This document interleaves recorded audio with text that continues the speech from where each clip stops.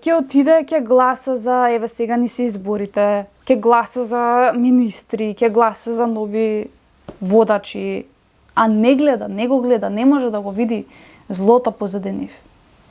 И ќе оди ќе гласи, затоа грото македонски народ оди и гласа и слепо верува, затоа што слепо верува дека некој друг ќе дојде и ќе му го прави животот или ќе го подобри општеството или животот во Македонија, за да не си одат младите, за да се направи некоја си позитивна, да речеме, средина и атмосфера, а не сваќајќи дека позади нив стои зло кое што само дополнително ќе го уништи ова. Зашто е злото денеска? Затоа што не може да го избегнат ни политичарите.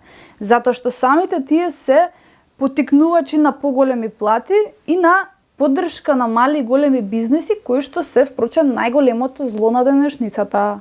И тука би ја ставила електричната енергија,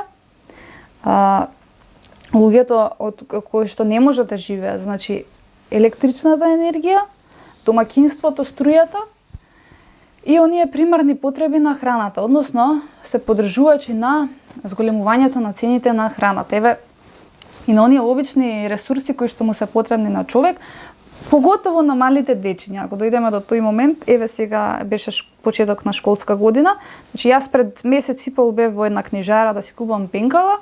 Пенкалцето беше околу 9 денари. За сега кога отидов да купам нешто друго, видов дека истото пенкало е 25 денари. Значи гледате, играат на играта, сега ова е период кога децата одат во школа, кога најмногу се купува ова, кога има попусти, бла бла бла, Black Friday, Нова година, значи се користат тие манипулации за да може да дадат попусти као наведно или пак да ги зголемат цените затоа што знаат дека секое дете ходи во училиште и дека ќе му треба прибор. И тоа се најголеми гревови. Да правиш пари ти од малите деца. Да правиш пари од мали деца. Мислам, тоа едноставно овие нешта треба да ги разбудат луѓето. Бидејќи секој од вас знае што значи да не, мислам, тој што е родител, да не можеш да му приуштиш одредени нешта, а сакаш да му ги приуштиш, или некои деца ги имаат, а ти да не можеш да му ги дозволиш на своето дете, затоа што менталитетот е изместен од колосек и вредностите во него и оние примарни потреби се направени да бидат само за потреби за одредени X поединци кои што може да си ги дозволат. Таа неправда која што ја прави најчесто народот, води кон дисфункција. Еве има тука еден дел во Библијата кој што вели секое царство што е разделено само против себе ќе запусти. И секој град или куќа што е разделена само против себе нема да опстане. Тоа значи дека